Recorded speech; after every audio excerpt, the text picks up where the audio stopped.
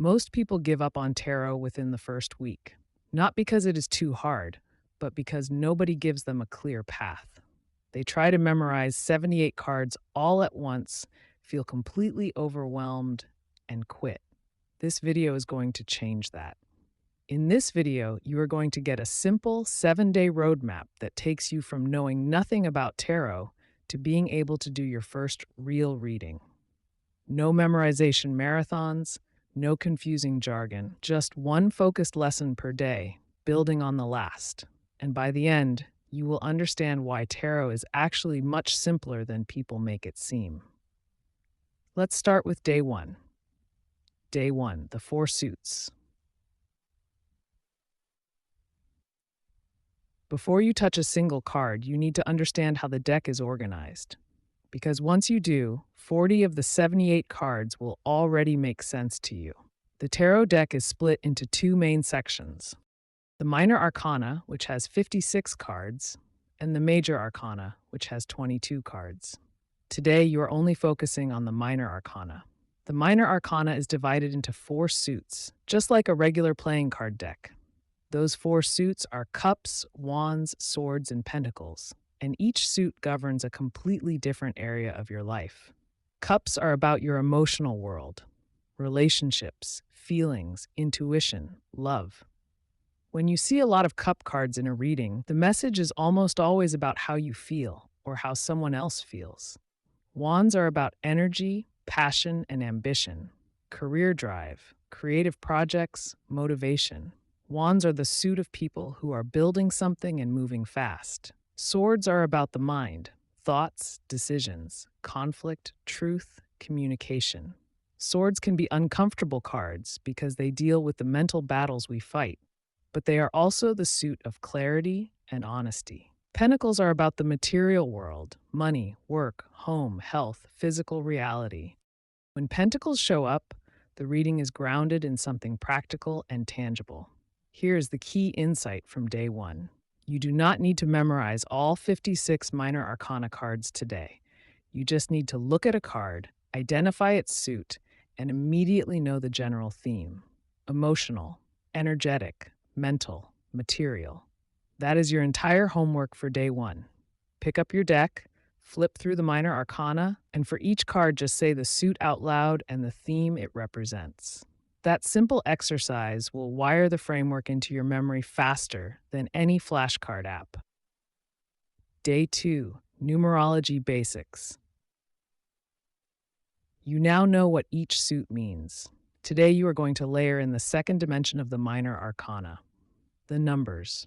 Every suit runs from ace through 10, plus 4 court cards.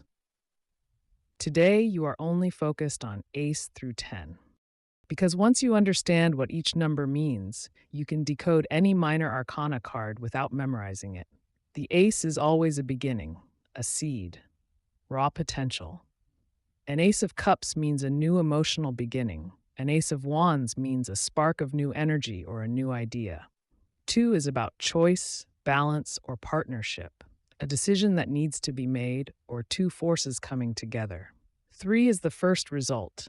You planted the seed in the ace, made a choice in the 2, and now in the 3 you see the first signs of growth or collaboration. 4 is stability, structure, a pause to consolidate what has been built. 4s often feel like a resting point. 5 is conflict and challenge. This is where things get disrupted. The comfortable structure of 4 gets shaken in 5. 5s are often the most uncomfortable cards in any suit. 6 is recovery and harmony.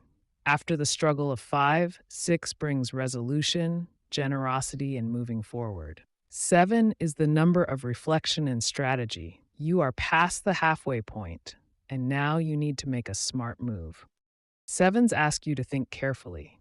8 is movement and momentum. Things are accelerating. Action is being taken. Progress is visible. 9 is near completion, but with intensity. You are almost at the finish line, but 9 often carries the weight of that final push. It can feel heavy or overwhelming right before the breakthrough. 10 is completion, the full cycle, both the best and hardest expressions of that suit fully realized. Now combine this with day 1. a Five of Cups. Five means conflict. Cups mean emotions. You already know this card is about emotional pain or loss without looking it up. A Nine of Pentacles. Nine means near completion with intensity. Pentacles mean material world. This card is about financial independence and the reward of sustained effort. That is the system. Suit plus number. You now have a framework for 40 cards. Day 3, the Major Arcana. The Major Arcana is where most beginners feel intimidated.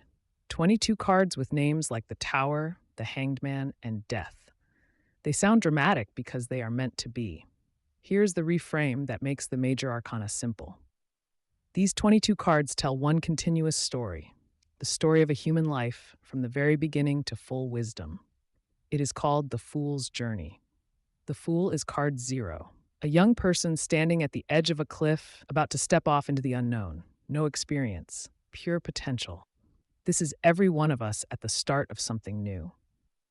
The next 21 cards are the lessons the Fool must learn as they move through life.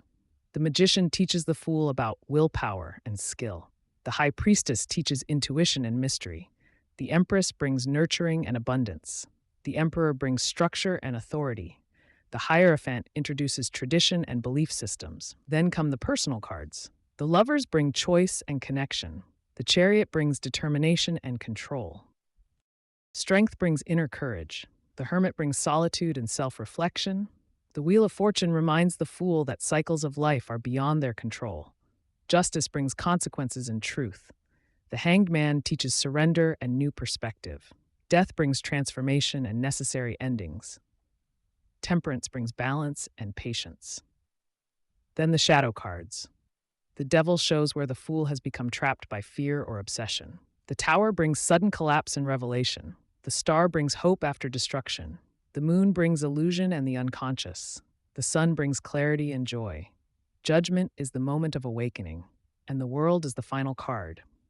Full integration, completion. The Fool has become wise. Your Day 3 exercise is this.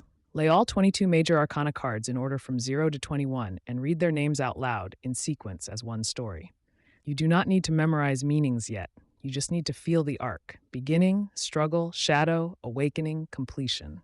That narrative structure is what makes Major Arcana readings feel so profound. Day 4. Reversed cards. At some point this week, you will accidentally pull a card upside down. And if you have been reading about tarot online, you have probably already seen people argue about whether reversed cards matter. Here is the honest answer. It depends entirely on which approach you choose, and both approaches are completely valid. The traditional approach says that a reversed card carries a modified or blocked version of its upright meaning. The upright Six of Cups means nostalgia and happy memories. Reversed, it might mean being stuck in the past or idealizing something that is no longer serving you. Reversed cards add a second layer of nuance to every reading. The simplified approach says to ignore reversals entirely, especially as a beginner. Read every card upright. Focus on building your intuition with the core meanings before adding another layer of complexity. Neither approach is wrong. Many experienced readers never use reversals. Many consider them essential. For this roadmap, the recommendation is simple. In your first month, read all cards upright. Once the core meanings feel natural, introduce reversals and see if they add value to your readings. The worst thing you can do is force yourself to learn reversed meanings before the upright meanings are solid. That is the fastest route to the overwhelm that makes beginners quit. Day 4 is a rest and integration day. No new framework. Just go back through days 1, 2, and 3 and see how much is already sticking. Day 5, your first 3-card spread. Today you do your first real reading. The 3-card spread is the most important spread in tarot. It is simple enough for a beginner and powerful enough for an expert. Most professional readers use it daily. The 3 positions are past, present, and future. The card on the left represents what has already happened, the energy, situation, or influence that led you to where you are now. This card gives context. The card in the middle represents the present moment, where you actually are right now, the current energy surrounding your situation. The card on the right represents the most likely outcome if you continue on your current path. Not a fixed prediction, a reflection of the direction things are heading based on present energy. Here is how to do it. Hold your deck and think of a simple open question. Something like, what do I need to know about this situation? Or, what energy is surrounding my week ahead? Avoid yes or no questions. Tarot is not a binary tool. Shuffle the deck in whatever way feels natural to you. There is no correct technique. Cut the deck once. Draw 3 cards from the top and lay them left to right. Now apply everything from the first 4 days. Look at the suit. Look at the number. Is it major or minor arcana? Let those frameworks guide your interpretation before you look anything up. Then look up the traditional meaning and see how it compares to your instinct. That gap between your instinct and the traditional meaning is where your intuition begins to develop. Day 6. Reading intuitively. This is the day most tarot courses skip entirely, and it is possibly the most important one. Every beginner goes through a phase of treating tarot like a memory test. Pull a card, panic, flip to the guidebook, read the meaning, try to apply it. This creates readings that feel flat and disconnected. Intuitive reading means letting the image speak before the definition does. Look at the card before you read anything about it. What is happening in the image? Who is in it? What is their body language? What colors dominate the card? What is the mood? What is the first word that comes to mind? Write that word down. Then look up the traditional meaning. You will often find your instinct was pointing in exactly the right direction. And sometimes the gap between your instinct and the traditional meaning is itself a meaningful insight. The imagery in tarot was designed intentionally. Every symbol, every color, every gesture was placed there to communicate something directly to your subconscious. You do not need to study symbolism to receive those messages. You just need to slow down and look. Your day 6 practice is this. Pull 1 card. Spend 60 seconds just looking at it before reading anything. Write 3 words that come to mind. Then read the traditional meaning. Do this every day for a month, and your reading confidence will transform completely.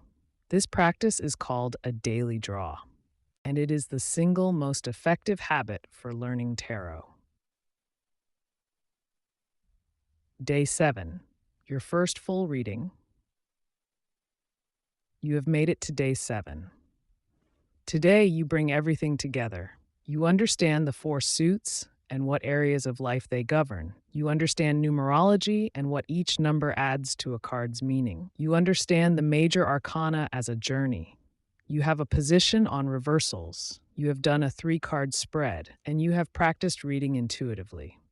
Today, you are going to do a full Celtic Cross reading.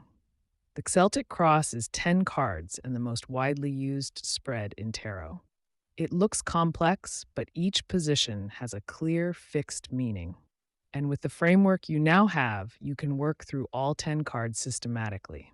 The 10 positions are as follows. Card 1 is the present situation. Card 2 crosses it, representing the immediate challenge or influence. Card 3 is the foundation, the root cause or past event beneath the situation. Card 4 is the recent past. Card 5 is the potential or best possible outcome. Card 6 is the near future. Card 7 represents your attitude toward the situation. Card 8 is the external environment, how others see the situation or what outside forces are at play. Card 9 is your hopes or fears, and Card 10 is the final outcome. Do not rush this. Give yourself 30 minutes. Pull all 10 cards and lay them in position before you interpret any of them. Then go card by card, applying your frameworks, and let the story emerge. You are going to make mistakes. You are going to feel uncertain about some cards. That is not failure. That is learning. Every experienced tarot reader sitting in front of a client today was once exactly where you are, staring at 10 cards and wondering if they were doing it right. The only way to get better is to keep reading. So, can you really learn tarot in a week? The honest answer is this: not completely, but honestly, that is the exciting part. You will be amazed how far you can go when you show up every single day. Mastery comes with time, but momentum starts today.